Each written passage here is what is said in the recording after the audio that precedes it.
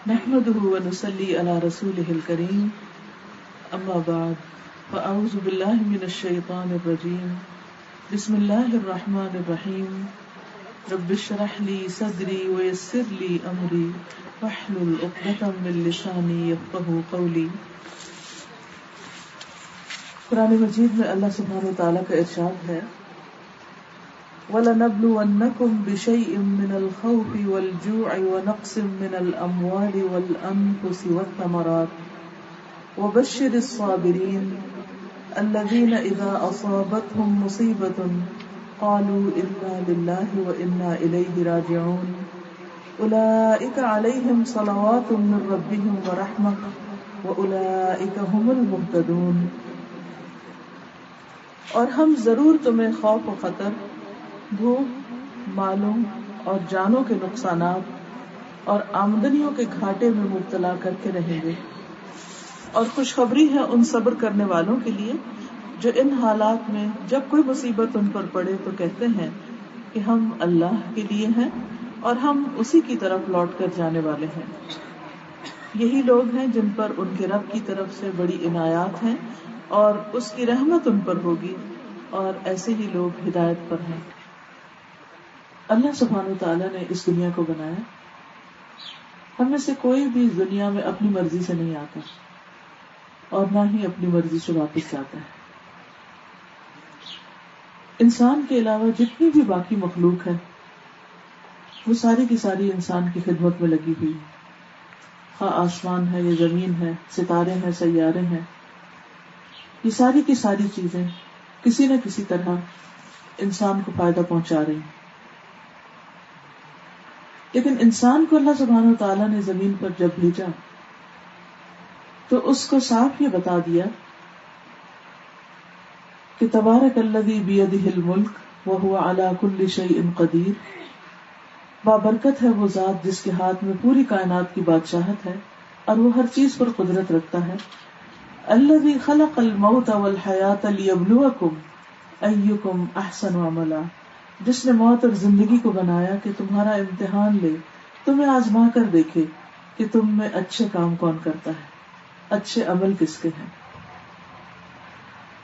ایک اور جگہ پر فرمایا وما خلقت الجن والانس الا لیعبدون، کہ میں نے جنوں اور انسانوں کو اپنی عبادت کے لیے پیدا کیا. عبادت کیا ہے؟ اپنے خالق کی پہچان، اس کے آگے جھکنا، اس کی اطاعت، اپنی محبت اور اطاعت، وفاداری، ان سب چیزوں کا اظہار اپنے خالق کے ساتھ، جس نے سب سے بڑھ کر ہم پر نوازشیں کی، جس نے ہمیں یہ وجود بخشا، جو ہمیں رزق دیتا ہے، جس کی طرف ہمیں لوٹ کر جانا ہے. اس رب نے ہم سب کو عقل اور سمجھ، شعور دے کر اس دنیا میں بھیجا، طرح طرح کی نعمتوں سے نوازا، اتنی کہ جن کو انسان گن بھی نہیں سکتا.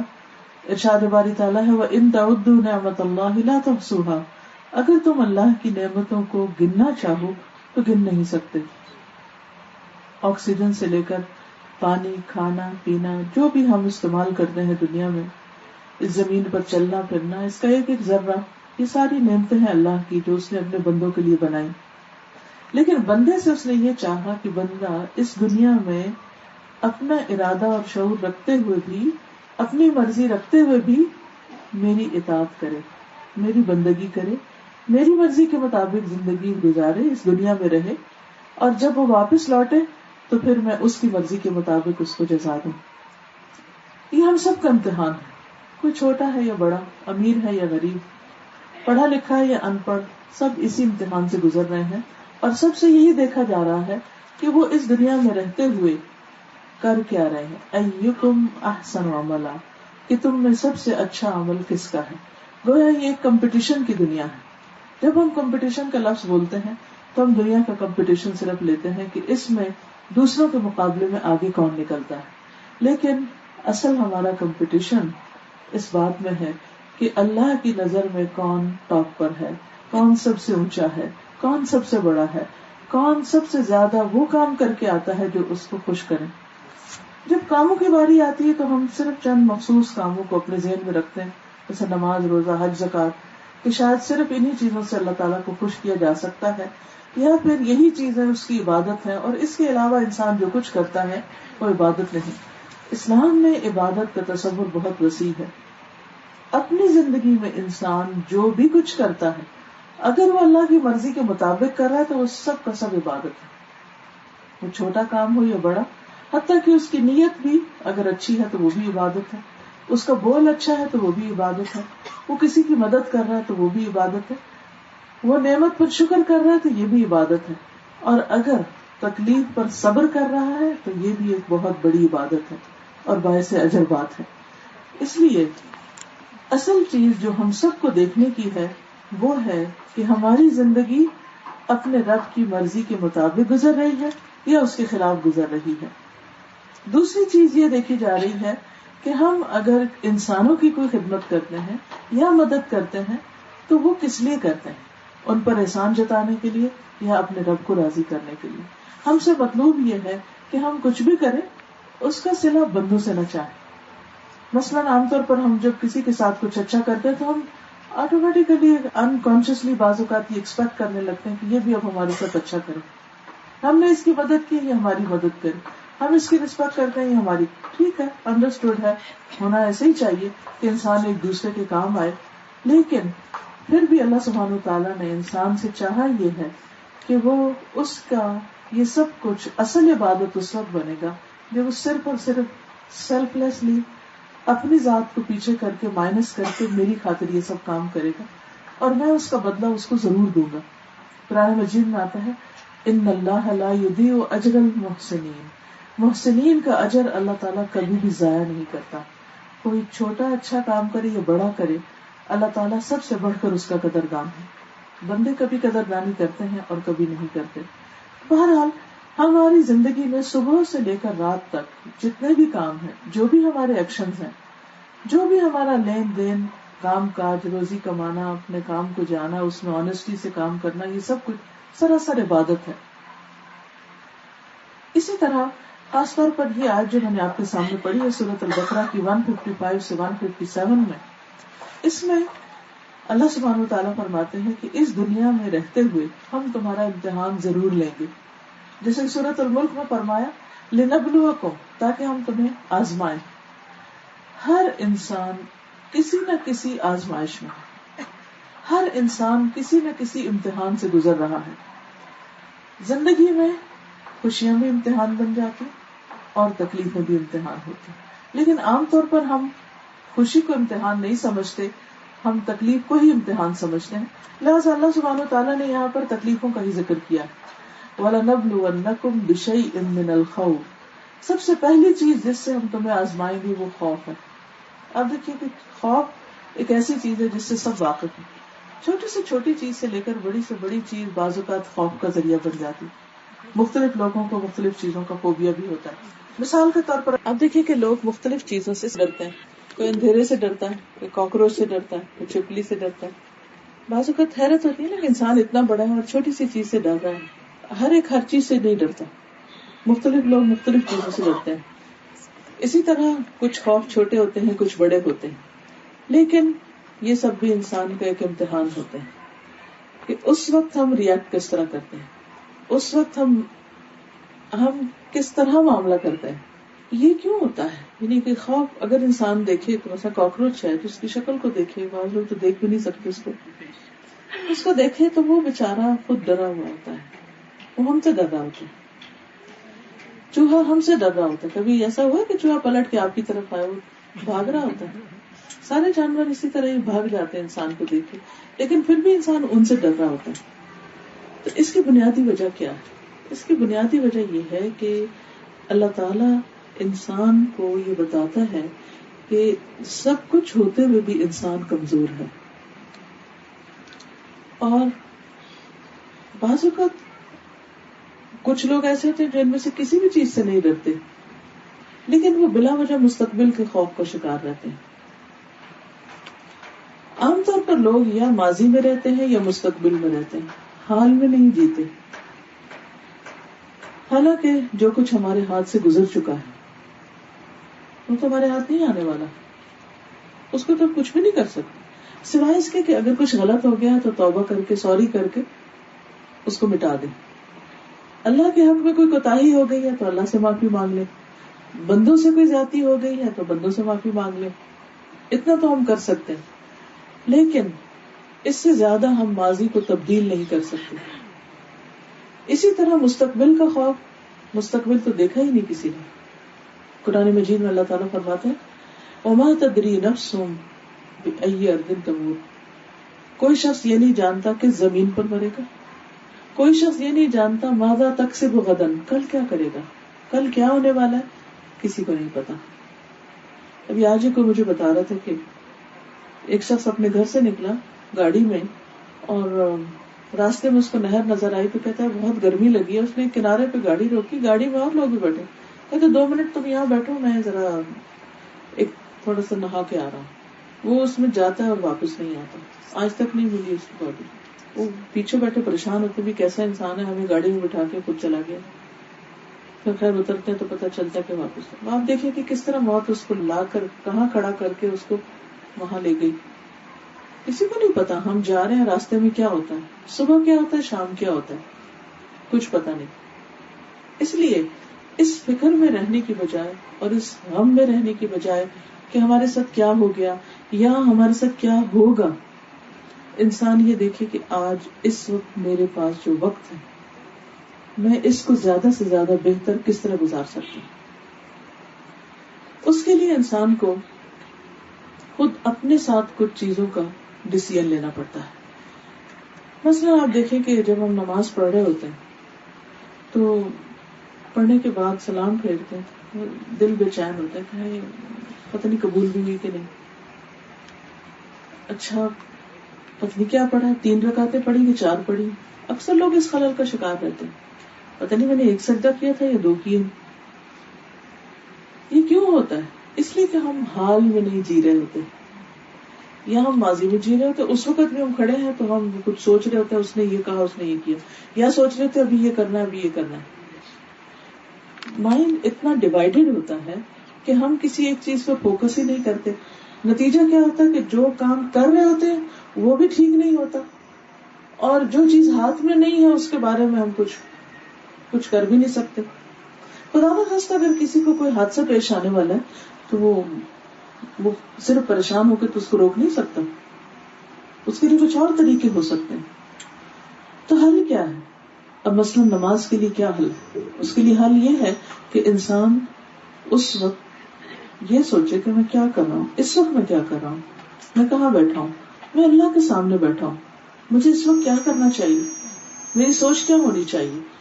تو پوری کوشش کر کے انسان اپنی اس وقت کی نماز پر فوکس کرے اور اس کو اتنا خوبصورت پڑھے کہ جب سلام پھیرے تو واقعی اس کے دل کو قرار آ چکا ہو کہ اس نے کوئی کام کیا, نہ کہ ایسا فیلنگ ہو کہ ایک بوجھ اتار کے ہم بیٹھے. یہی حال باقی سارے کاموں کا. بس اب کچھ لوگوں کو بک ریڈنگ کا شوق ہوتا ہے, لیکن وہ کیا کرتے ہیں کہ بکس پڑھ رہے ہوتے ہیں مگر ان کو یہ نہیں پتا ہوتا کیا پڑھ رہے ہیں, اس لائنوں کے اوپر سے گزرتے جا رہے ہیں. اگر ان سے پوچھے کہ اچھا اس طرف اس بتاؤ اس پورے پیج میں ہے کیا, تو کہیں گے اچھا میں دوبارہ دیکھ لوں کیا تھا. پھر ہم کہتے نہیں ہماری میموری اچھی نہیں اس لیے ایسا ہوا. بات میموری کی نہیں ہے, بات فوکس کی ہے, کیونکہ ہم پڑھ یہاں رہے تھے اور دھیان ہمارا کہیں اور تھا. اسی طرح ہم لوگوں کے ساتھ بات چیت کر رہے ہوتے ہیں یا کوئی بھی کام کر رہے ہوتے ہیں تو اس میں بھی ہم ڈیوائیڈڈ ہوتے ہیں, کسی ایک چیز میں پوری طرح انٹرسٹ نہیں لے پاتے. یہ بہت سے لوگوں کے ساتھ مسئلہ ہوتا ہے. اس کا علاج یہ ہے کہ انسان اپنے آپ کو غیر ضروری فکر سے نکال کر, بیکار کے خوف سے نکال کر, اب اس وقت کو جو اس کو نعمت کا ملا ہے اس کو انجوائے کرے. اگر کسی انسان کے ساتھ ہے اس کی کمپنی انجوائے کرے, اس کی اچھی باتوں پر نظر رکھے, اور اگر کچھ پڑھ رہا ہے کسی کتاب کے ساتھ ہے تو اس کو انجوائے کرے, کھانا پکا رہا ہے تو اس کے پکانے کو انجوائے کرے. یعنی جو بھی ہم کام کریں اس کے اندر انٹرسٹ لے کر, اس کو انجوائے کر کے, اس کے ساتھ بہتر وقت گزار کے ہم مطمئن ہو سکتے ہیں. جہاں تک وسوسوں اور پریشانیوں اور افکار کا تعلق ہے, ان سب کو اللہ کے حوالے کر دیں, یہ کہہ کر کہ یا رب تو مجھ سے زیادہ بہتر جانتا ہے, نفع اور نقصان صرف تیرے ہاتھ میں ہے, ساری دنیا میں مل کر اگر مجھ سے کوئی نعمت چھیننا چاہتی تو کوئی چھین نہیں سکتا, ہاں، اور اگر تو لینا چاہے تو کوئی اس کو روک نہیں سکتا، اور اگر تو دینا چاہے تو کوئی اس میں رکاوٹ بھی نہیں ڈال سکتا. جس انسان کا جتنا زیادہ یہ ایمان مضبوط ہوتا ہے، جتنا زیادہ اس میں اسٹرانگ ہوتا ہے، اتنا زیادہ وہ بہتر زندگی گزارتا ہے، اطمینان والی، آرام سے سوتا ہے، آرام سے اٹھتا ہے. اس کو کسی قسم کا خوف نہیں ہوتا. خوف آئے گا لیکن اس کو خوف مینجمنٹ آتی ہے کہ مجھے اس کے ساتھ ڈیل کس طرح کرنا ہے. حدیث میں آتا ہے عجب لامر المؤمن، مومن کا معاملہ بہت تعجب والا ہے، بہت حیران کن ہے. ان امرہ کلہ خیر، اس کا معاملہ سارے کا سارا بھلائی پر مبنی ہے. اس کے ہر کام میں اچھائی ہے، وہ ہر چیز کو بہت اچھی طرح ڈیل کرتا ہے. ولیس ذاک لأحد الا للمؤمن، اور یہ خوبی کسی کو نصیب ہی نہیں سوائے مومن کے، کہ جس کے اندر ایمان ہے، جس کے اندر توکل ہے. وہ کیسے؟ کہ ان اصابتہ السراء شکر، جب اس کو کوئی خیر پہنچتی ہے، اچھی خبر ملتی ہے اس کو، تو شکر گزار ہوتا ہے. فکان خیرا لہ، تو یہ شکر گزاری اس کے حق میں اچھی بن جاتی، خیر ہوتی. وان اصابتہ ضراء، اور اگر کوئی تکلیف اس کو پہنچتی ہے، صبر، تو وہ صبر کرتا ہے. فکان خیرا لہ، تو وہ اس کے حق میں بہت اچھی ثابت ہوتی. اور یہ چیز مومن کے سوا کسی کو نصیب ہے. اب آپ دیکھیے کہ ہم ہر وقت دو چیزوں میں سے ایک میں ہوتے ہیں، یا ہمارا حال اچھا ہوتا ہے، ہمارے دل کا حال اچھا ہوتا ہے، ہم انجوائے کر رہے ہوتے ہیں کسی کمپنی کو، کسی کام کو، تو اس وقت کیا کرنا چاہیے؟ بار بار شکر ادا کرنا. اللہ تعالیٰ شکر ہے تو نے اتنی نعمتیں دی. انسان اپنے گھر کو دیکھے، اپنے آس پاس کی چیزوں کو دیکھے، لباس کو دیکھے، اپنی صحت کو دیکھے، شکر ادا کرتا ہے. پھر اگر اس کو یہ پریشانی ہے کہ او میرا فلاں ٹیسٹ ٹھیک نہیں آیا، تو اس وقت کہیں کہ اللہ پھر بھی تیرا شکر ہے، اس میں بھی ضرور کوئی بھلائی ہے. کیونکہ حدیث سے پتہ چلتا ہے کہ بعض درجے انسان کے عمل سے بلند نہیں ہوتے، تکلیف پر صبر کرنے سے ہوتے ہیں. بیماری کے موقع پر صبر کی وجہ سے اس کے جو درجے بلند ہوتے ہیں وہ کسی اور عمل سے نہیں ہوتے. مثلاً ہم نیکی کے بہت سے کام میں سے ہر شخص اپنی زندگی میں کرتا رہتا ہے، کیونکہ ہر انسان کے اندر اللہ نے خیر رکھی ہے. وہ ایک شکل میں یا دوسری میں کرتا ضرور ہے، ہر ایک کے کرنے کا انداز مختلف ہے. اسی لیے تو جنت میں جانے کے دروازے مختلف ہیں. کچھ لوگ باب الشکر سے جا رہے ہوں گے، کوئی باب الریان سے جا رہے ہوں گے، کوئی باب الحمد سے جا رہے ہوں گے، کوئی کسی دروازے سے، کوئی کسی سے. کیوں؟ اس لیے کہ ان کی زندگی میں وہ نیکی دوسریوں کے مقابلے میں زیادہ ہوگی. کچھ ایسے ہوں گے جن کو ہر طرف سے انویٹیشن مل رہا ہوگا. اب ایسا کیوں؟ کیونکہ ہر شخص کا مزاج مختلف ہے. کسی کا نماز میں بڑا دل لگتا ہے، کسی کا انسانوں کی خدمت میں بڑا دل لگتا ہے، کسی کا ذکر میں بڑا دل لگتا ہے، کسی کا کچھ اور کرنے میں دل لگتا ہے.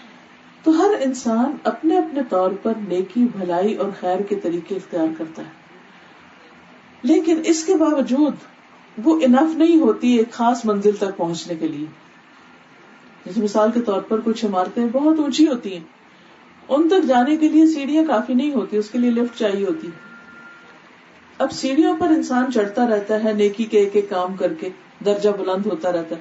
جیسے حدیث میں آتا ہے کہ انسان قیامت کے دن جتنی آیتیں اس کو یاد ہوں گی اتنے اس کے درجے جنت میں بلند ہوں گے، اور ہر آیت کے بدلے ایک ایک درجہ بلند ہوگا.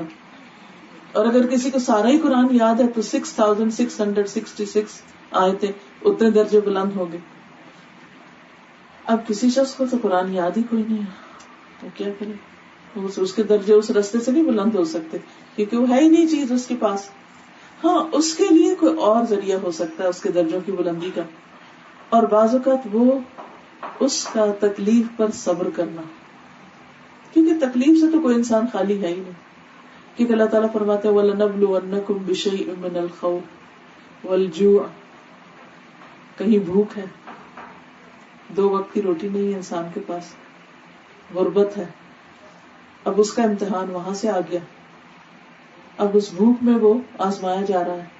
شاید ہم اس کا ایکسپیرینس نہ کر سکیں، ہم اس کو اپنے سے ریلیٹ نہ کر سکیں، کیونکہ ہم نے کبھی یہ کیفیت دیکھی نہیں. لیکن بہت دنیا میں ہزاروں، لاکھوں اور کروڑوں لوگ ایسے ہیں کہ جو صبح یا شام اس کیفیت سے گزرتے ہیں کہ واقعی ان کا چولہا نہیں جلتا، ان کے پاس کھانے کو واقعی کچھ نہیں ہوتا، ہے ہی کچھ نہیں. دیکھیے آپ ایک شخص جس کی تنخواہ 10,000 بھی ہے, دودھ, آٹا, چاول, ان سب چیزوں کا ریٹ آپ کو پتہ کیا؟ جس کے 5 بچے ہیں, 10,000 اس کی تنخواہ ہے, وہ کس کس چیز کو پورا کر سکتا ہے؟ یا تو کوئی غلط طریقہ اختیار کرے گا, یا اگر وہ آنےسٹی کے ساتھ صرف اس کے اندر رہنا چاہتا ہے تو لازمی اس کو کہیں نہ کہیں سے کسر لگے گی. یہ امتحان ہے. اللہ نے کچھ لوگوں کو رزق زیادہ کر دیا, کچھ کا کم, یہ اللہ کی اپنی تقسیم ہے, دونوں ہی کی آزمائش ہے. لیکن جس کے اوپر بھوک ہے اس کی آزمائش بہت زیادہ ہے, تکلیف دہ آزمائش ہے. اس پر اگر وہ صبر کرتا ہے تو اللہ تعالیٰ اس کے لیے اجر لکھتا ہے. پھر فرمایا وَنَقْصٍ مِّنَ الْأَمْوَالِ, مال کی کمی. کبھی آمدنی کا ذریعہ بند ہوتا ہے, کبھی جاب چلی جاتی ہے, کبھی ریٹائرمنٹ ہو جاتی ہے, کبھی کسی طرح مال کم ہو جاتا ہے, کبھی اچانک کوئی ایسی بیماری آ جاتی ہے کہ جو انسان کے سارے ایسٹس کو ختم کر دیتی. پچھلے دنوں کسی کے بارے میں جو پتا چلا, اس کا کینسر ڈائگنوز ہوا, اس کے صرف 2.5 ہفتے بعد وہ فوت ہو گیا. لیکن اس 2.5 ہفتے میں لاکھوں روپے اس کے خرچ ہو گئے, کیونکہ ایک ایک انجیکشن 3 لاکھ روپے کا. نہ لگوائیں تو کیا کریں, لگوائیں تو کیا کریں. بہت سے ایسے کیسز آپ نے بھی سنے ہوں گے کہ جس میں اچانک بیماری پر اتنا خرچ ہو گیا کہ بندہ صرف خود فوت نہیں ہوا, اپنی پوری زندگی کی کمائی خرچ کر کے فوت ہو گیا. پیچھے بچے ہیں, یتیم بیوہ عورت ہے ہی نہیں کچھ ان کے پاس. کہاں تھے, کہاں آ گئے چند دنوں کے اندر. ایسے واقعات ہمارے آس پاس پھیلے ہوئے ہیں. کسی کو نہیں پتا کل کس کے ساتھ کیا ہونے والا ہے. اسی لیے وہ دعا سکھائے گی کہ انسان بری بیماریوں سے پناہ مانگتا رہے کہ اللہ تو ایسی تکلیفوں سے محفوظ رکھ, کیونکہ ایسا نہ ہو کہ ہم جائیں تو ہماری وجہ سے دوسروں کی زندگی عذاب میں پڑ جائے, یا یہ کہ ہم کسی کے اوپر وبال جان بن جائیں. کیونکہ بعض تکلیفیں ایسی ہوتی ہیں کہ جس پر صبر نہیں ہوتا, لوگ پھر قرض لے کر بھی بیمار کا علاج کرواتے ہیں, کیونکہ اب انسان ہے, اس کا کیا کیا جا سکتا. تو یہ اللہ تعالیٰ کی طرف سے ایک آزمائش ہوتی ہے. پھر فرمایا والانفس, جانوں کی کمی, انسانوں کی کمی ہو جاتی ہے زندگی میں, خصوصاً پیاروں کی کمی, کمپینینز کی, محبت کرنے والے رشتوں کی. دنیا سے رخصت ہو جاتے ہیں, ساتھ چھوڑ جاتے ہیں, جا کر واپس بھی نہیں آتے, یا ویسے ہی جدائیاں پڑ جاتی. بچوں کی شادی کی, سال ہر سال شکل دیکھنے کو نہیں ملتی, یا کچھ اور وجہ ہو جاتی, اغوا ہو جاتے ہیں بچے, بعض کی کوئی اور تکلیف پڑ جاتی, بعض کو اللہ تعالیٰ اولاد نہیں دیتا کسی بھی طرح. بعض بزنس پارٹنر ہوتے ہیں, ایک پارٹنر چھوڑ کے چلا جاتا ہے, انسانوں کی کمی ہوگی. سروینٹس چلے جاتے ہیں, کمی ہوگی. یہ بھی ایک آزمائش ہوتی ہے, یہ بھی ایک تکلیف کا وقت ہوتا ہے, یہ بھی ایک امتحان ہوتا ہے. بس ثمرات, اور پھلوں کی کمی. ثمرات میں صرف فروٹس نہیں ہوتے, ثمرات ہر چیز کا جو آؤٹ کم ہوتا ہے اس کو کہتے ہیں. اب مسئلہ آپ دیکھیں, پچھلے دنوں جو سیلاب آیا ہے تو سر ہماری ٹیمز کچھ کراچی کی وزٹ کرنے کے لیے گئے, کچھ علاقوں کو انٹیریئر سندھ میں, کچھ سوشل ویلفیئر کا کام, کچھ اور لوگوں کی مدد کرنے کے لیے. آنکھوں دیکھا حال ہے کہ لوگوں کے پاس کئی کئی دن تک راشن نہیں تھا, گھٹنوں گھٹنوں پانی کھڑا ہے, تینوں پہ ذرا اونچی اونچی جگہوں پر اپنی جھونپڑیاں لے کے رہ رہے ہیں. کہیں کوئی اسکول نہیں, کوئی ایجوکیشن نہیں, کوئی کاروبار نہیں, کوئی بزنس نہیں.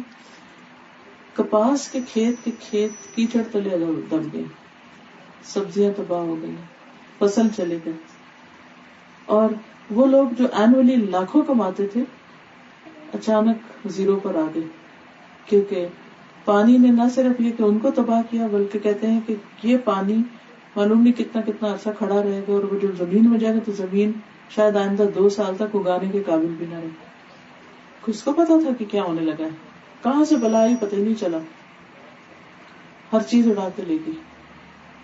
پھر اسی طرح جانور بہ جاتے ہیں. تو یہ ساری تکلیفیں دنیا میں ہیں, اور یہ سب انسان کا امتحان ہے. ون وے اور دی ادر انسان کا ٹیسٹ ہوتا ہے. ایسے موقع پر اب جو ہونا ہوتا ہے وہ تو ہو جاتا ہے. کرنا کیا چاہیے؟ وبشر الصابرین, خوشخبری دے دو صبر کرنے والوں, صبر کرنے والوں کے لیے خوشخبری. کیا خوشخبری؟ الذین اذا اصابتهم مصیبت, جب ان کو کوئی مصیبت آتی ہے, قالوا انا للہ و انا الیہ راجعون, تو وہ انا للہ پڑھتے ہیں. یہ ہم صرف عام طور پر وفات کے موقع پر پڑھتے ہیں, صحابہ کے اگر لیمپ بھی بجھ جاتا، بجلی چلی جاتی، تو اس پر بھی وہ انا للہ پڑھتے کہ ہم اللہ کے لیے اور اسی کی طرف جانے والے. اگر دوسرے چلے گئے ہیں، مال چلا گیا یا اولاد چلی گئی یا آمدنی میں گھاٹا ہو گیا یا کوئی اور نقصان ہو گیا، تو یہ چند دن کی بات ہے. مومن کو صبر کس سے آتا ہے؟ دو چیزوں سے. ایک یہ کہ اس کو پتا ہے کہ یہ ایک میرا امتحان ہے، آج اگر یہ چیز لے لی گئی ہے تو کل اللہ تعالیٰ دے بھی دے گا. دوسری یہ کہ اس کے لینے پر اجر ہی، اللہ کے ہاں اس کا بہت بڑا اجر ہے. کیونکہ قیامت کے دن جب صبر کرنے والے اپنا اجر پائیں گے تو اس وقت جن کو دنیا میں کوئی خاص تکلیف نہیں پہنچی وہ تمنا کریں گے کہ کاش ہمارے ساتھ بھی یہ سارے حادثات ہوتے، ہم بھی صبر کرتے اور اسی طرح کا ہمیں بھی اجر ملتا ہے جو ان کو مل رہا ہے، کیونکہ ان کا اجر بے حساب ہے. قرآن مجید میں اللہ تعالیٰ فرماتے ہیں انما یوفی الصابرون اجرہم بغیر حساب. صبر کرنے والوں کو ان کا اجر بے حساب، ان لمیٹڈ، کاؤنٹ لیس، جس کو وہ گن بھی نہیں سکتے، شمار ہی نہیں کر سکتے، جو کہیں ختم ہونے والا ہی نہیں، اتنا اجر ان کو ملنے والا ہے. لیکن اب اس لیے دنیا میں اس کے لیے سارا کچھ مشکل ہوتا ہے. فرما اولئک علیہم صلوات من ربہم ورحمہ. صبر کا فائدہ کیا ہوتا ہے؟ انا للہ کرنے کا اور ذکر کرنے کا فائدہ یہ ہوتا ہے کہ انسان کے اوپر ایک سکینت آ جاتی اور اس کے اوپر ایک سکون کی کیفیت طاری ہو جاتی. کیونکہ انسان اگر بے صبری کرتا بھی ہے تو اس سے حاصل کچھ بھی نہیں ہوتا. غم جو ہے وہ انسان کی جان، مال، صحت، ہر چیز کا دشمن. لیکن اگر انسان کسی بھی غم یا صدمے یا حادثے پر یہ کہہ کے صبر کرتا ہے کہ یہ میرے رب کے لیے ہے، میرے رب کے اذن سے یہ سب کچھ میرے ساتھ ہوا ہے، جیسے اللہ تعالیٰ حضور صلی اللہ علیہ وسلم کو فرماتے وَلِرَبِّكَ فَاصْبِرْ، اپنے رب کی خاطر صبر کرے. صبر کسی انسان کو شو آف کرنے کے لیے نہیں، اپنے رب کی رضا کے لیے کہ اللہ یہ تیرا فیصلہ تھا، میں نے اسے ایکسپٹ کر لیا. کیونکہ صبر صرف اس وقت آتا ہے جب انسان کے اندر ایکسپٹنس ہوتی، انسان اس فیکٹ کو، اس ریالٹی کو، اس حقیقت کو قبول کر لے کہ یہ ہونا تھا، ایک دن ہونا ہی تھا اور یہ ہو گیا اور یہ اللہ کی رضا سے ہی ہوا ہے، اس کی مرضی سے ہوا ہے. جس چیز پر میرا رب راضی ہے اس پر میں بھی راضی ہوں، میں کوئی شکوہ نہیں کروں.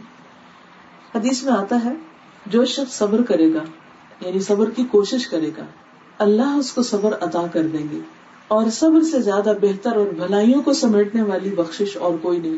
یعنی کسی انسان کو جو کچھ بھی ملا ہے اس میں سب سے بہترین چیز اس کو یہی ملی ہے. پھر اسی طرح یہ ہے کہ ایک اور چیز انسان کو جس سے صبر نہیں آتا وہ شکوہ شکایات ہے. انسان کے دل میں بار بار آتا کہ وائی می، میرے ساتھ کیوں ایسا ہو گیا. پھر انسان خود کو کمپیئر کرنے لگتا ہے دوسروں کے ساتھ، اس کے ساتھ تو ایسا نہیں ہوا، فلاں کے ساتھ بھی ایسا نہیں ہوا، فلاں کے میرے ساتھ کیوں ہو گیا، یہ تو بڑی ذاتی ہے، بڑی. پھر اندر سے ابال آنے لگتا ہے، پھر انسان غصہ کرنے لگتا ہے. اب آپ دیکھیے کہ قیامت کے دن ہم سب نے اللہ کے حضور کھڑے ہونا ہے. اس وقت اللہ تعالیٰ بندے کو نعمتیں بھی یاد کرائے گا اور دوسری طرف بندے کو اس کے اعمال بھی دکھائے گا کہ دیکھو میں نے تو تجھے یہ دیا تھا، اور جب ان میں سے میں نے صرف ایک چیز لی تو نے کیا کیا. کیونکہ جنت ایک اعلیٰ ترین بستی، سب سے ٹاپ کلاس جگہ ہے، وہاں کے لیے لوگ چنے جا رہے ہیں. وہاں ہر ایک اپنی جگہ نہیں بنا، وہاں ہر ایک کا گھر نہیں بن سکتا.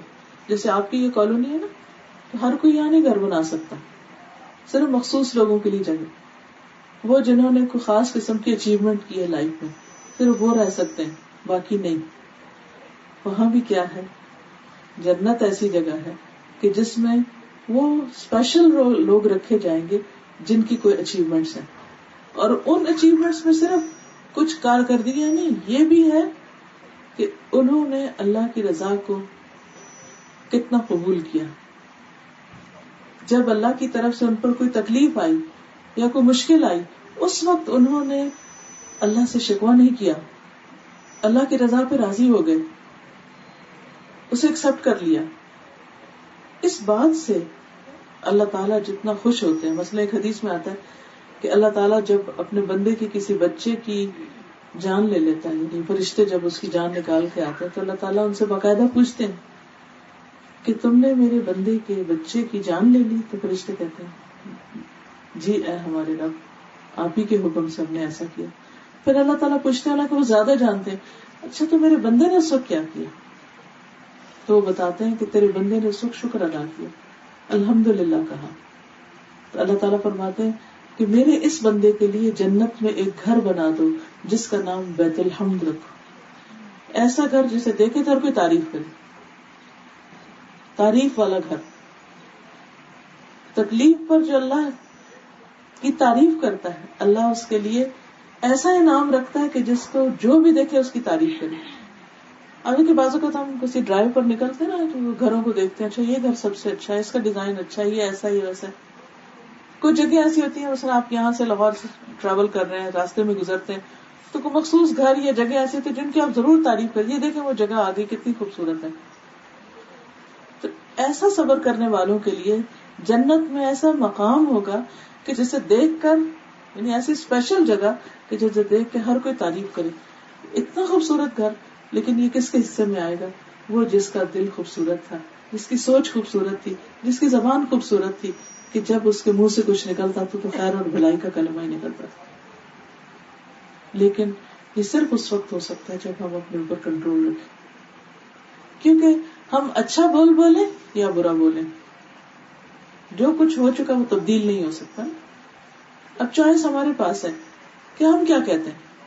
اچھا کہیں گے تو اللہ کے یہاں اچھا لکھا جائے گا, اور اگر اللہ سے ناراضگی بھی کرتے ہیں اور ہم شکوہ بھی کرتے ہیں اور ہم چیختے چلاتے بھی, رونے میں کوئی ممانعت نہیں, لیکن چیخنا منع ہے, نوحہ منع ہے کہ انسان مردے کے اوپر اتنا زور زور سے بیان کرے کہ جس میں اندر دل میں کچھ بھی نہ ہو, صرف ایک تسنع کے ساتھ. ان چیزوں سے منع کیا گیا ہے. کیوں؟ اس لیے کہ مومن کا ایک اکرام ہے, مومن کی ایک شخصیت ہے, اس کی پرسنالٹی ہے. ہر انسان اپنی شخصیت کے ساتھ پہچانا جاتا ہے, اور انسان کا اخلاق ہے. ہر انسان کی کچھ وائبز بھی ہوتی ہیں, وہ کس چیز سے بنتی ہے؟ جیسا وہ اندر ہوتی ہے. اگر ہماری پازیٹیو تھنکنگ ہے, اگر ہم سوچتے اچھی طرح, ہمارا دل خوبصورت ہے, اس میں کسی کے لیے کوئی گرج نہیں, کوئی میل نہیں, کسی کے لیے کوئی حسد نہیں, کوئی بغض نہیں, نفرت نہیں, تو یہ ہو نہیں سکتا کہ وہ خوبصورت دل جو ہے وہ انسان کے بہیویئر میں یا اس کے معاملے میں ریفلیکٹ نہ کرے. لازمی ہوگا, جیسا شیشہ ہوگا نا, جتنی اس کی پالش اچھی ہوگی اتنی ہی خوبصورت چیز اس میں نظر آئے گی. اسی طرح انسان کا معاملہ, حادثے, تکلیفیں, پریشانیاں, یہ سارا جو کچھ زندگی میں ہوتا ہے یہ انسان کو چمکاتے رہتے ہیں اگر وہ اس میں پازیٹیولی ریئیکٹ کرتا ہے, اللہ کے آگے سبمٹ کر لیتا ہے. یہ جو سبمیشن ہے کہ یار اب میں نے قبول کر لیا, یہی اطاعت ہے, یہی اسلام ہے, یہی عبادت ہے. عبادت صرف نماز روزہ نہیں ہے, عبادت تکلیف میں صبر کرنا بھی ہے. پھر اسی طرح جس قوم پر یا جن لوگوں سے اللہ جتنا زیادہ راضی ہوتا ہے, خوش ہوتا ہے, ان کا امتحان اتنا بڑا ہوتا ہے, ان کے اوپر اتنی بڑی آزمائش آتی ہے, اور ان کا درجہ بھی اس کے بعد اتنا ہی بڑا ہوتا ہے. دنیاوی اعتبار سے بھی آپ دیکھیں کہ جتنی بڑی ڈگری ہوتی ہے اتنا ہی مشکل اس کا امتحان ہوتا ہے. تو اصل چیز ہے کہ کوئی بھی موقع ہو زندگی کسی بھی قسم کا, اپنوں سے معاملہ ہو, بیگانوں سے ہو, غیروں سے ہو, رشتہ داروں سے ہو, انسان اگر تھوڑی دیر کے لیے اپنے اندر ایکسپٹینس کا لیول لے آتا ہے. بعض لوگوں کے ساتھ معاملہ بہت مشکل ہوتا ہے, بہت سے لوگ اپنے گھروں میں پریشان رہتے ہیں کسی کی بدمزاجی کی وجہ سے, کسی کی ناسمجھی کی وجہ سے, چاہے وہ سرونٹ ہو یا کوئی بچے ہوں یا ہسبینڈ ہو یا رشتہ دار ہو. کسی کے لیے ساس کا مسئلہ ہے, کسی کے لیے بہو مسئلہ ہے, کسی کے لیے بہن بھائی مسئلہ ہے, کسی کے لیے نیبرز مسئلہ ہے. ہر انسان کو کچھ نہ کچھ پیش آتا رہتا ہے. اب یہ سارا کچھ اللہ چاہے تو ایک سیکنڈ میں ٹھیک کر دے, لیکن کیوں اللہ نے یہ ساری چیزیں رکھی؟ کیونکہ یہ ساری چیزیں انسان کو گھڑتی رہتی, چمکاتی رہتی ایک ڈائمنڈ کی طرح. پھر اس کے اندر ایسی خوبصورتی اور ایسی چمک آ جاتی ہے کہ جو اس کے بغیر نہیں آتی. تو یہ اللہ کا ایک طریقہ ہے, ایک قانون ہے, اور اس کو ہمیں ایکسپٹ کرنا ہوگا. اور اگر نہیں کرتے, نیگیٹولی ریئیکٹ کرتے ہیں, تو بھی ہمارے چیخنے چلانے سے یا ریئیکٹ کرنے سے کسی بھی چیز میں کوئی تبدیلی نہیں آتی. ہاں, جو ہمیں ملنا تھا صبر پہ اجر وہ ختم ہو کے رہ جاتا. پھر اسی طرح آپ دیکھیے کہ بعض اوقات ایسا ہوتا ہے کہ جو جتنا قریب ہوتا ہے اتنا بڑا ٹیسٹ ہوتا ہے. مثلاً زیادہ امتحان ہمارے اپنے رشتہ داروں میں ہوتا ہے. ہم ان کے ساتھ احسان کرتے ہیں لیکن وہ پلٹ کر ہمارے ساتھ ویسے سلوک نہیں کرتے. یہ کرتے ہیں تو ہمیں محسوس نہیں ہوتا, لیکن اس یک طرفہ احسان کا بدلہ کتنا ہے, اس کا اجر کتنا ہے, بے حساب. ایک شخص آیا حضور صلی اللہ علیہ وسلم کے پاس اور کہنے لگا کہ میرے کچھ رشتہ دار ہیں میں ان کے ساتھ اچھا کرتا ہوں، میرے ساتھ برا کرتے ہیں، میں ان کو دیتا ہوں، وہ مجھے کچھ نہیں دیتے، میں ان کے ساتھ اچھی طرح بات کرتا ہوں اور میرے ساتھ وہ بدسلوکی کرتے ہیں. آپ نے فرمایا اگر تم ایسا ہی کرتے ہو جیسا تم کہہ رہے ہو تو اللہ کی طرف سے ایک فرشتہ مقرر کر دیا جاتا ہے جو تمہاری طرف سے ان سب باتوں کا جواب دیتا ہے، اور تم گویا ان کے منہ میں راکھ بھر رہے ہو. یعنی تمہارے لیے اجر ہے، لیکن اس سارے سلوک کا ان کو کیا مل رہا ہے؟ ان کے نامہ اعمال میں کیا ہے؟ راکھ کیا ہوتی ہے؟ جلے ہوئے کاغذوں کی یا لکڑی کی، کسی بھی چیز کی. ان کی نیکیاں برباد ہو رہی ہیں، ان کا اجر ضائع ہو رہا ہے، لیکن تمہیں تمہارا اجر بے حساب ملے گا. ایک موقع پر آپ نے فرمایا کہ جو شخص یہ چاہتا ہو کہ اس کی عمر میں برکت، اس کے رزق میں برکت، اسے چاہیے کہ اپنے رشتے داروں کے ساتھ اچھا سلوک کرے، چاہے وہ اچھا کرے یا نہ کرے. یہ ان کا دین ہے، یہ ان کا اخلاق ہے، یہ ان کی مرضی، یہ ان پر ڈیپینڈ کرتا ہے.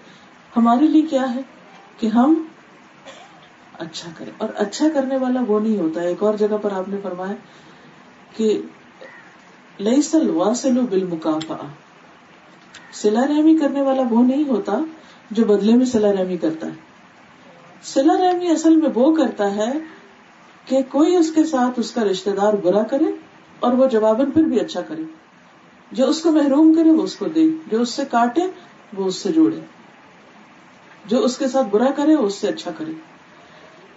جب تک یہ اخلاق پیدا نہیں ہوتا اس وقت تک اس کے ثمرات اور اس کے نتائج سامنے نہیں آتے.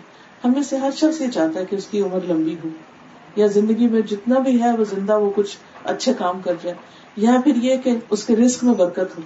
بعض اوقات ہزاروں لاکھوں انسان کے پاس ہوتے ہیں مگر برکت نہیں ہوتی، کچھ سمجھ نہیں آتی کہاں سے آیا کہاں گیا. یہ سب چیزیں کب نصیب ہوتی ہیں؟ اس اخلاق کی وجہ سے کہ جو انسان لوگوں کے رویے سے بلند ہو کے رکھتا ہے. ایک وہ اخلاق ہوتا ہے کہ جیسا کرو ویسا تم بھی کرو، کوئی اچھا کرتا ہے تو آپ بھی اچھے ہو کر کے، کوئی اچھا نہیں کرتا تو آپ اس کے ساتھ برا کرتے. اور ایک یہ ہوتا ہے کہ کوئی برا کرتا ہے اور آپ اچھا کرتے. اصل اخلاق اس کو کہا گیا، یعنی اخلاق کی ڈیفینیشن یہ نہیں کہ جب کوئی آپ کے ساتھ اسمائل کر رہا تو آپ بھی اسمائل کر رہے ہیں. اخلاق یہ ہے کہ کوئی اسمائل نہیں کر رہا اور پھر بھی آپ اسمائل کریں، کوئی سلام آپ کو نہیں کرتا آپ پھر بھی خود جا کے کر لیتے، کوئی آپ کا خیال نہیں رکھتا آپ پھر بھی رکھ لیتے، کوئی آپ کو وزٹ نہیں کرتا آپ پھر بھی کر لیتے. یہ کسی کا سوال ہے کہ کیا دوسرے کی طرف سے حج یا عمرہ کیا جا سکتا ہے؟ کیا جا سکتا ہے، خاص طور پر اگر کسی نے حج کی نظر مانی اور وہ خود نہ جا پا رہا ہو، یا پھر یہ کہ اس پہ حج فرض تھا اور وہ فوت ہو گیا، یا وہ زندہ ہے لیکن بیمار اتنا ہے کہ وہ خود نہیں کر سکتا. تو اس کو کہتے ہیں نیابتاً کرنا، کہ کسی کی طرف سے. اور اس میں یہ ہے کہ وہ شخص اپنے خرچے پر دوسرے کو بھیج دے، یا پھر اگر وہ فوت ہو چکا ہے، مثلا والد ہے یا کوئی قریبی رشتہ دار ہے، تو دوسرے اس کی طرف سے کر دیں. اس میں یہ ہے کہ اگر حج ہو سکتا ہے تو اسی طرح عمرہ بدل بھی ہو سکتا ہے. اس کو حج بدل کہتے ہیں. تو عمرہ بدل بھی ہو سکتا ہے، دونوں کی طرف سے ہو سکتا ہے. خالی طواف کا ذکر نہیں آتا، لیکن آپ دیکھیے کہ جب بڑی چیز ہو سکتی تو اس کے چھوٹے یونٹس بھی کیے جا سکتے ہیں، یعنی اس پر قیاس کر سکتے ہیں. ادروائز کوئی ایسی اس پر نص نہیں ہے، لیکن چونکہ ایک بڑی چیز ہے، حج کا اگر اجازت دی گئی ہے تو اسی پر قیاس کر کے عمرہ اور اسی پر پھر آگے کیا جا سکتا ہے طواف وغیرہ. اس میں یہ ہے کہ اگر کسی کا اپنا فرض رہتا ہے تو پہلے وہ پورا کرے پھر دوسرے کی طرف سے کرے. یہاں پر ایک حدیث ہے، حضرت عبداللہ بن عباس سے روایت ہے کہ قبیلہ جوہینہ کی ایک عورت نبی صلی اللہ علیہ وسلم کی خدمت میں حاضر ہوئی. عرض کیا میری ماں نے حج کی نظر مانی تھی. بعض اوقات ہوتا نا کہ ہمارا یہ کام ہو جائے تو ہم عمرہ کو جائیں گے، لیکن حج کرنے سے پہلے فوت ہو گئی، موسم نہیں آیا ہوگا، کیا میں اس کی طرف سے حج ادا کر دوں؟ نبی صلی اللہ علیہ وسلم نے فرمایا جی ہاں، اس کی طرف سے حج ادا کرو، یعنی اسے ثواب مل جائے گا. اور ہاں سنو، اگر تمہاری والدہ پر قرض ہوتا تو کیا تم اسے ادا کرتی؟ اس نے عرض کیا جی ہاں. پھر نبی صلی اللہ علیہ وسلم نے فرمایا اللہ کا قرض بھی ادا کرو، یعنی نظر جو ہے، کیونکہ اللہ زیادہ حقدار ہے کہ اس کا قرض ادا کیا جائے. اسی طرح یہ ہے کہ ایک عورت نے عرض کیا نبی صلی اللہ علیہ وسلم کو کہ یا رسول اللہ صلی اللہ علیہ وسلم، میرے بوڑھے باپ پر حج فرض ہے، مالدار ہو گئے اسی وجہ سے، لیکن وہ اونٹ پر سوار ہونے کی ہمت نہیں رکھتا. اب وہ زندہ ہے نا، جو آپ کا سوال ہے کہ کیا زندہ ہو پھر بھی، اب وہ خود نہیں جا سکتا. کوئی بھی مجبوری ہو سکتی ہے کہ جس کی وجہ سے انسان نہ جا سکے. تو ایسی صورت میں کیا میں اس کی طرف سے حج کر دوں؟ تو آپ نے فرمایا تم اپنے باپ کی طرف سے حج کر دینی. عورت مرد کی طرف سے بھی کر سکتی یا مرد عورت کا بھی حج بدل کر سکتا ہے. مردے کے لیے بہترین تحفہ کیا ہے؟ سب سے پہلے تو یہ ہے کہ اگر اس کا کوئی قرض ہے تو وہ ادا کیا جائے، کیونکہ قرض کی ادائیگی شہید سے بھی معاف نہیں. جب شہید ہو جاتا ہے تو اس کو فوراً جنت میں داخلہ مل جاتا ہے. ہاں اگر قرض ہوتا ہے اس کے اوپر تو جب تک وہ ادا نہ ہو تو اس کی روح معلق رہتی ہے، تو اس لیے اس میں دیر نہیں کرنی چاہیے. پھر اسی طرح اگر میت کے ذمے روزے تھے تو وارثوں کو رکھ لینے چاہیے. اگر ان میں سے کوئی رکھنے کے قابل نہیں تو اس کا فدیہ دے دینا چاہیے، جیسے بیمار کا فدیہ دیتے ہیں، ایک مسکین کا کھانا. اسی طرح قربانی میت کی طرف سے حدیث میں آتا ہے کہ حضرت جابر فرماتے ہیں نبی کریم صلی اللہ علیہ وسلم نے عید کے دن 2 مینڈھے ذبح کیے جو کہ سینگوں والے چتکبرے تھے. جب ان کو لٹایا تو فرمایا انی وجہت وجہی للذی فطر السماوات والارض حنیفا وما انا من المشرکین ان صلاتی ونسکی ومحیای ومماتی للہ رب العالمین آخر تک. پھر فرمایا اے اللہ یہ قربانی جو تیرا ہی عطیہ تھی، تو نے مجھے دیا یہ جانور جسے تیری ہی راہ میں قربان کر رہا ہوں، اسے محمد صلی اللہ علیہ وسلم اور ان کی امت کی طرف سے قبول فرما. دیکھیے کہ نبی صلی اللہ علیہ وسلم کو اپنی امت سے کتنا پیار تھا، لیکن آج ہم امت آپ سے کتنا پیار کرتے ہیں میں سارے کو الگ الگ سوچنا چاہیے. تو آپ نے ایک مینڈھا پوری امت کی طرف سے ذبح کر دی. مثلاً آپ یہ کر سکتے ہیں کہ ایک جانور اپنے جتنے فوت شدہ رشتے دار ہیں سب کے نام سے کر دیں، سب کو ثواب پہنچ جائے گا انشاءاللہ. اور پھر نبی صلی اللہ علیہ وسلم نے بسم اللہ کہہ کر دونوں مینڈے ذبح فرما دیے. اس میں وہ لوگ بھی شامل تھے جو فوت ہو چکے اور وہ بھی جو آنے والے ہیں. دوسری چیز جو فائدہ دیتی ہے وہ صدقہ خیرات ہے میت کی طرف سے. صدقہ خیرات کی ہم نے بس ایک مشہور قسم بنائی ہوئی ہے کہ آپ کسی یتیم خانے کو کچھ دے دیں یا مسجد میں روٹی بھجوا دیں یا کچھ، صرف یہی قسم نہیں ہے. ویسے تو کسی بھی تر جگہ رکھنے، اگر آپ پرندوں کے لیے پانی بھی رکھتے ہیں تو بھی صدقہ ہے، پرندوں کو دانا ڈالتے ہیں وہ بھی صدقہ ہے. لیکن جو صدقہ جاریہ کی قسم ہے ان کا بھی اہتمام کرنا چاہیے، اور اس میں اچھی کتابیں چھپوانا، مثلا روڈز بنوانا، اسکول بنوانا، ایسے کام کرنا کہ جس سے زیادہ لوگوں کو میکسیمم فائدہ پہنچے. ہر انسان کو اللہ تعالیٰ نے عقل دی ہے، وہ سوچ سمجھ کر ایسی چیزیں کر سکتے. اسی طرح اگر میت نے کچھ وعدے کیے کہیں کسی کو دینے کا یا کہیں وزٹ کرنے کا یا کسی رشتے دار کے ساتھ اچھا سلوک کرنے کا، بعض اوقات ایسا ہوتا ہے نا کہ جانے والا یہ کہہ دیتا ہے دیکھو میری فلاں بہن بیوہ ہے، تم اس کا جب تک تم زندہ ہو خیال رکھنا، یا جب تک وہ زندہ ہو خیال رکھنا. اب یہ جو اس کی نصیحت یا وصیت کو پورا کرتے ہیں نا تو وہ اس کا ثواب بھی اس کو پہنچتا ہے، کیونکہ اس نے کہا. مثلاً وہ اپنے مال میں سے 1/3 کو کہہ سکتا ہے کہ یہ فلاں کو بانٹ دیا جائے، فلاں کو دے دیا جائے، اس سے فلاں خیر کا کام کر دیا جائے، تو جس کو اپنی زندگی میں کہتا ہے اس کا بھی فائدہ ہوتا ہے. اور اگر اس نے کچھ نہیں کہا، کہہ ہی نہیں سکا، اچانک ہی اس کے ساتھ کچھ حادثہ ہو گیا، تو اس صورت میں اگر اولاد یا بیوی یا شوہر یا بہن بھائی کوئی بھی اس کی طرف سے کرتے ہیں تو انشاءاللہ اس کو فائدہ پہنچے گا. پھر اسی طرح دعا سب سے بہترین تحفہ ہے، اور نیک اولاد جو اپنے والدین کے لیے دعائیں کرے. یعنی عام لوگوں کی بھی دعائیں پہنچتی ہیں مگر اولاد کی سب سے زیادہ. اگر کسی کی باتوں سے بہت تکلیف پہنچی ہو تو کیا اس شخص سے بات کر لینی چاہیے کہ آپ کی بات سے تکلیف ہوئی، کوشش اور صبر کے باوجود وہ باتیں ذہن سے نہیں نکلتی، کیا کرنا چاہیے؟ اللہ تعالیٰ سے استغفار بھی کرتے ہیں، اس سے کر لینی چاہیے. میں ویسے آپ کو بتاؤں اس سے زیادہ بہتر کہ اللہ سے شکوہ کر لینا چاہیے. اللہ تعالیٰ نے فلاں بندے نے میرے ساتھ یہ کیا. جب میرے ساتھ ایسا ہوتا ہے نا تو میں کہتی ہوں اگر کسی سے کی تو غیبت بن جائے گی، اس سے کی تو وہ اور فساد پڑ جائے گا. یا تو اس کو آئندہ کے لیے روکنا، تو پھر اسے اچھے وقت میں سمجھانا چاہیے کہ دیکھو پلیز آپ ایسے نہیں، یہ بات ایسے کر لیے گا. جن لوگوں سے روز کا واسطہ ہو، بس ہسبینڈ وائف کے بیچ میں اتنی کمیونیکیشن ہونی چاہیے کہ ایک دوسرے کو جب سننے میں کے موڈ میں ہو اس وقت یہ کہہ سکے کہ دیکھیں اگر آپ یہ بات ایسے نہیں اس طرح کر دیں تو زیادہ بہتر ہوگا، مجھے زیادہ اچھی لگے گی. اپنی اچھی بری بتا دینی چاہیے، اس کی بھی اچھی بری بتانی کہ مجھے آپ کی عادت بہت پسند ہے لیکن اس چیز سے مجھے تکلیف ہوتی ہے. اب آپ نے بیلنس کر دیا نا، پہلے تعریف سے شروع کریں، اس کے بعد آپ ساتھ دوسری چیز بھی بتا دیں تو انشاءاللہ اس سے زیادہ بہتر نتیجہ نکلے گا. میں عام طور پر یہ کرتی ہوں کہ جب مجھے کسی انسان کی طرف سے تکلیف پہنچتی ہے تو میں الگ چلی جاتی ہوں اور اللہ سے باتیں کرتی ہوں. اس کو مناجات کہتے ہیں. ایک ہوتی ہے دعا مانگنا اور ایک ہوتی ہے مناجات. مناجات ہے اللہ سے سرگوشی کرنا. اللہ تعالیٰ آپ دیکھ رہے ہیں, ہم کسی کو بھی تو فون اٹھا کے باتیں کرتے ہیں, آپ سمجھے کہ دوسری طرف کوئی سن رہا ہے اور وہ سب سے زیادہ سنتا ہے.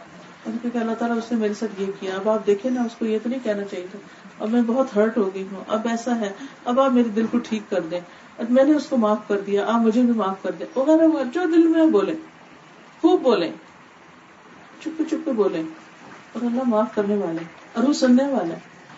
اور آپ یہ نسخہ آزما کر دیکھیں, آپ کا دل ٹھیک ہو جائے گا.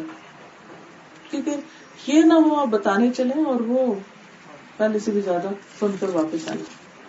بعض لوگ نبی صلی اللہ علیہ وسلم کی طرف سے قربانی کرتے ہیں, ایسا کرنا درست ہے, یا عمرہ کر سکتے ہیں. آپ نے اپنی امت کے لیے کیا تو امت کیوں نہ کرے, آپ بھی کر لیجیے. ٹھیک ہے جی. قربانی کے بارے میں ایک چیز یاد رکھیے کہ اس کا کوئی تعلق جاب سے نہیں ہے, اس کا تعلق زکوٰۃ سے نہیں ہے, یا کسی چیز سے. قربانی ایک سالانہ محبت کا ٹوکن ہے جو ہم اللہ تعالیٰ کی نظر کرتے ہیں, جس سے بندوں کو بہت سے فائدے بھی پہنچتے ہیں. اگر اس کے پیچھے ہسٹری پہ جائیں تو حضرت ابراہیم علیہ السلام نے قربانی میں کیا دینا چاہا تھا؟ اپنا بیٹا. اللہ نے کسی اور چیز سے بدل دیا. جو کنڈیشن رکھی گئی وہ استطاعت ہے کہ اگر کسی کی حیثیت ہے تو وہ کرے, اور اگر حیثیت ہے اور پھر نہیں کرتا تو آپ نے فرمایا پھر وہ ہمارے مصلی یعنی عیدگاہ میں نہ آئے. بعض لوگ کہتے ہیں کہ جی قربانی کی جگہ آپ کسی غریب کو کچھ جہیز دے دیں, کسی کا گھر بنوا دیں, وہ سارا سال ہے کرنے کے لیے, کسی نے کبھی نہیں روکا کہ آپ اچھے کام نہ کریں. لیکن قربانی ایک ریچول ہے, اور ریچولز کے اپنے کچھ فائدے ہوتے ہیں. آپ کو معلوم ہے کہ کچھ لوگ صرف قربانی ہی کا گوشت کھا سکتے ہیں. ہم ہر سال الحمدللہ الہدا کی طرف سے انٹیریئر سندھ میں قربانیاں کرواتے ہیں. ہمارے اپنے اسٹوڈینٹس ہیں جن کے آگے رشتے دار کے ذریعے ہم سارا خود ارینج کرتے ہیں. آپ یقین کریں کہ آس پاس کے گاؤں سے بھی ٹرالیاں پہ بیٹھ کے لوگ آتے ہیں, اور ہر سال اضافہ ہو رہا ہے ان میں, کیونکہ ان کو پتا ہے کہ یہاں یہ لوگ کریں گے, جگہ بن گئی, یہ کریں گے. اور وہ لوگ ہوتے ہیں جو سال میں بس وہی ایک دفعہ ان کو وہ گوشت کی تھیلی ملتی ہے, نتھنگ ایلس. اتنی استطاعت ہی نہیں کہ ایک جانور خرید سکیں یا قربان کر سکیں. اور یہ صرف ہمارے ملک میں نہیں, اور بھی کنٹریز میں ایسا ہے. اس لیے قربانی کرنا جو ہے ایک تو وہ صدقہ نکل جاتا ہے, جان کا صدقہ جو ہے وہ ایک بہت اعلیٰ درجے کا صدقہ ہے. ہم ویسے نہیں کرتے تو چلے سال میں اس موقع پر سے. دوسرا یہ ہے کہ کھانے پینے کے لیے وافر مقدار میں گوشت. تیسرا یہ کہ ان کو مل جاتا ہے جن کو کبھی نہیں ملا. پھر اسی طرح کچھ لوگوں کا بزنس بن جاتا ہے کہ جو سارا سال بےچارے جانور پالتے ہیں صرف اس شوق میں کہ ہم کو خرید لے گا. ان کی سال بھر کی کمائی صرف یہی ہوتی ہے. اب اگر ہم خریدتے ہی نہیں تو اس انڈسٹری کو یا اس بزنس کو بوم نہیں ملتا, کوئی نہیں خریدے گا, وہ ماندہ ہو جائے گا, کاروبار وہ لے جائیں گے واپس, ادھر ادھر کر دیں گے. تو اللہ سبحانہ تعالیٰ نے جب کچھ ریچولز ہم پر لازم کیے تو ضرور کچھ حکمت ہے اس کے پیچھے. تو اگر استطاعت ہو, آپ سمجھتے ہیں کہ ہاں میرے پاس ہے پیسے, اگر میں نے 10,000 کا جانور دے دیا پھر بھی میرے پاس 50,000 بچتے ہیں جس سے میرے فلاں خرچے پورے ہو جاتے ہیں, آپ ضرور کریں, تقسیم کر لیں. آپ ایک کہیں دے دیں, گھر میں کر لیں. کئی دفعہ ایسے بھی ہوتا ہے نا کہ ہمارے رشتے دار کسی خاص گاؤں میں رہ رہے ہوتے ہیں, برادری کے لوگ ہوتے ہیں, ان لوگوں کی حیثیت نہیں ہوتی. آپ یہ کر سکتے ہیں, اسے گھر میں آپ کی 2 قربانیاں, ایک آپ خود کر لیں, ایک اپنے رشتے داروں کو بھجوا دیں, انہیں کہیں کہ یہ آپ کر لیں. اسی طرح قرآن پاک, مجھ سے جب کو پوچھتا ہے کہ قرآن پاک کیوں پڑھیں, تو میں کہتی ہوں کہ ہمارے ہر سوال کا جواب ہے اس میں. اللہ تعالیٰ اس کو کہتے ہیں ذالک الکتاب لا ریب فیہ ھدی للمتقین, اور میں آپ کو گارنٹی دیتی ہوں کہ آپ اس کو سمجھ کر پڑھیں, آپ کو ہر الجھن کا جواب ملے گا, کیونکہ وہ مینز آف کمیونیکیشن ہے بٹوین اس اینڈ اور رب. ہم کس طرح اپنے رب سے بات کریں, کہاں سے پتہ چلے کہ وہ کیا کہہ رہا ہے؟ ہم تو بولے جائیں گے اپنی طرف سے, وہ کیسے بتائے گا؟ اسی لیے قرآن مجید جو ہے یہ کلام اللہ ہے, اللہ کا کلام ہے. اس کو اللہ تعالیٰ نے اپنی اسپیچ کہا ہے, یعنی گویا وہ ہم سے بات کرتا ہے اس کے ذریعے. اور اس کا علم اتنا پرفیکٹ ہے کہ اس کو پتا تھا کہ اس کے مخلوق, جو اس کے بندوں کے ذہن میں کیا کیا سوال آئیں گے, کیا کیا پریشانیاں ہوں گی.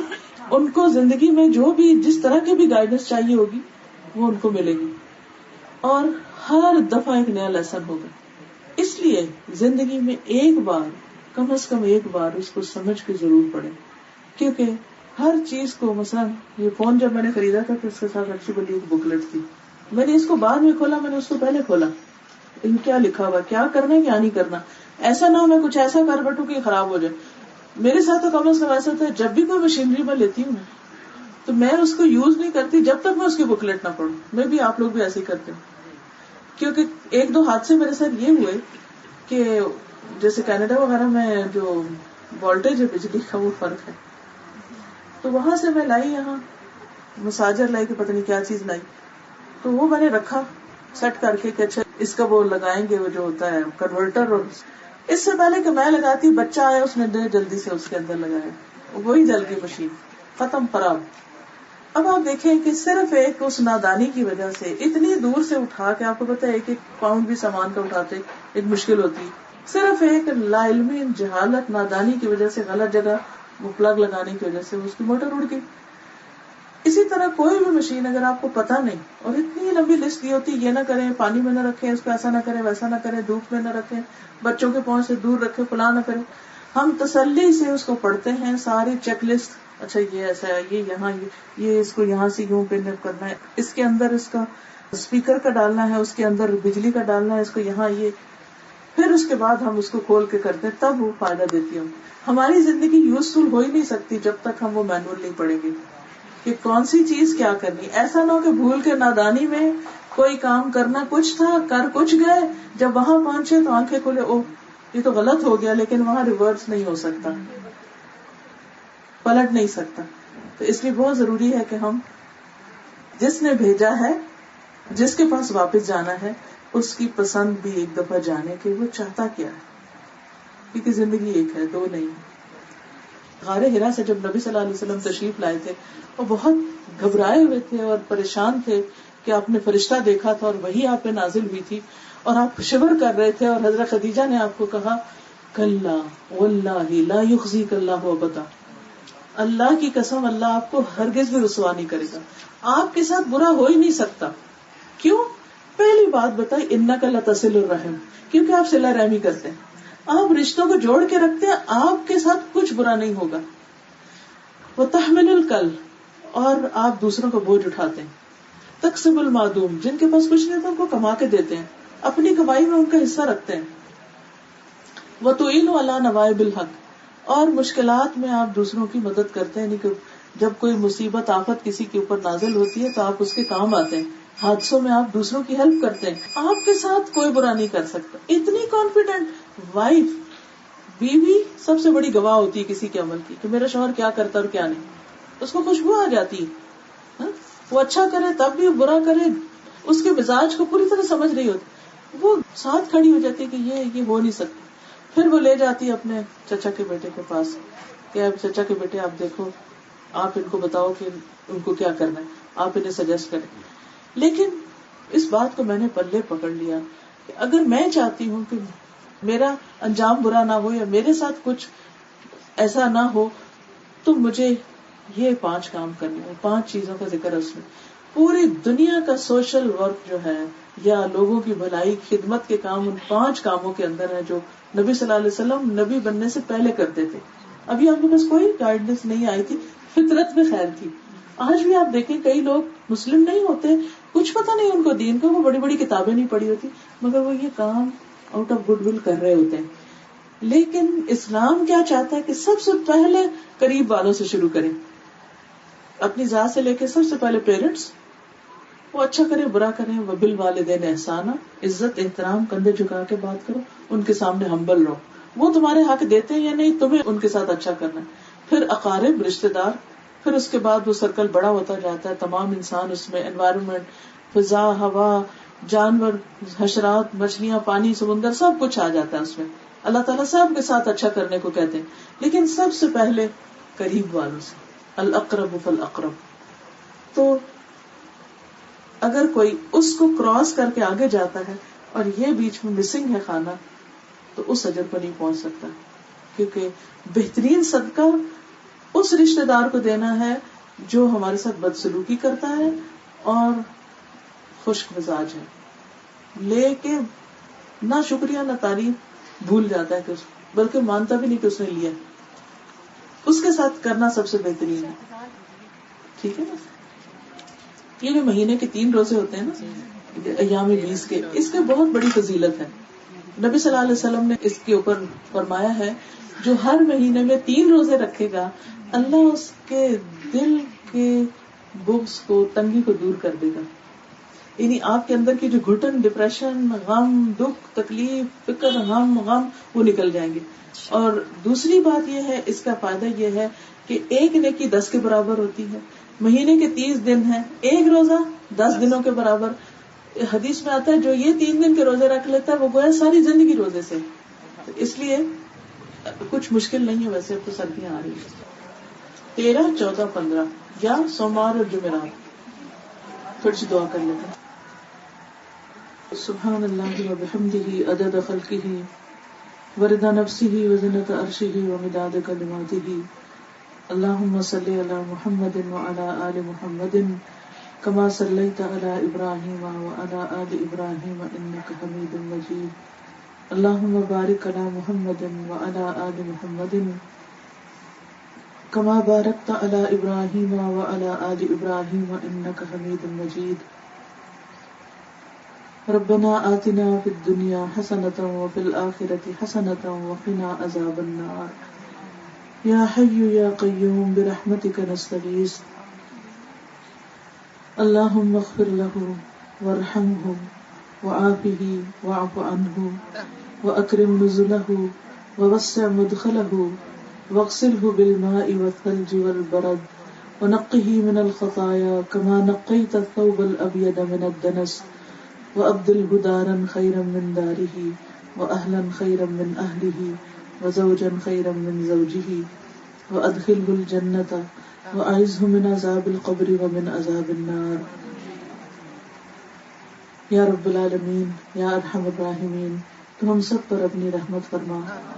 یا اللہ، جن کی وفات ہوئی ہے تو انہیں بخش دے، ان پر رحم فرما، ان سے درگزر فرما، ان کی اچھی مہمانی کر، ان کے داخل ہونے کی جگہ کھلی کر دے، انہیں برف، پانی اور اولوں سے دھو ڈال، انہیں خطاؤں سے اس طرح صاف کر دے جیسے سفید کپڑا میل کچیل سے صاف کیا جاتا ہے.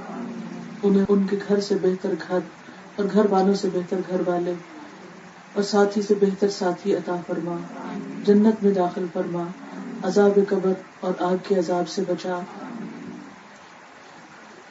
یا رب العالمین، ان کی بخشش تیرے ذمہ ہے، وہ تیری پناہ میں ہے، انہیں قبر کی آزمائش اور آگ کے عذاب سے بچا. یا اللہ، تو وعدہ پورا کرنے والا ہے اور تیرا وعدہ برحق ہے. اے اللہ، بس بخش دے، اس پر رحم فرما، یقیناً تو ہی بخشنے والا بے حد مہربان ہے. یا اللہ، تیرا بندہ، تیری بندی کا بیٹا تیری رحمت کا محتاج ہے، تو اس کے عذاب سے بے پرواہ ہے. اگر وہ نیک تھا تو اس کی نیکیوں میں اضافہ فرما، اور اگر اچھا نہ تھا تو اسے معاف کر دے. اے اللہ، ہمارے زندوں اور مردوں کو بخش دے، چھوٹوں اور بڑوں کو، مردوں اور عورتوں کو، حاضر اور غائب کو، سب کو بخش دے. اے اللہ، ہم میں سے جسے تو زندہ رکھے تو اسے ایمان کے ساتھ زندہ رکھ، جسے تو موت دے اسلام پر موت دے. اے اللہ، ہمیں اس کے اجر سے محروم نہ رکھ اور اس کے بعد ہمیں گمراہ نہ کرنا. اے اللہ، ان کو معاف فرما دے، ہدایت یافتہ لوگوں میں ان کا درجہ بلند فرما اور باقی لوگوں میں سے ان کے جانشین مقرر فرما. یا رب العالمین، ہمیں اور ان کو بخش دے، ان کی قبر میں کشادگی پیدا فرما، اس میں ان کے لیے روشنی فرما. یا حی یا قیوم برحمتک نستغیث. لا الہ الا انت سبحانک انی کنت من الظالمین. یا اللہ، جو کچھ ہم نے پڑھا ہے ہمیں عمل کرنے والا بنا اس پر. یا اللہ، ہمارے دلوں کو اطمینان اور سکون عطا فرما. یا رب العالمین، جانے والی کی اہلیہ کو صبر جمیل عطا فرما، ان کے بچوں کو ان کے لیے بہترین صدقہ جاریہ بنا، ان کے درجات بلند فرما. یا رب العالمین، ہم سب کی کوتاہیوں سے بھی درگزر فرما، اس گھر پر اپنی خیر و برکت نازل فرما اور ہم صرف وہ کریں جو تجھے راضی کر دے اور ہر اس چیز سے بچے جو تیری ناراضگی کا سبب ہو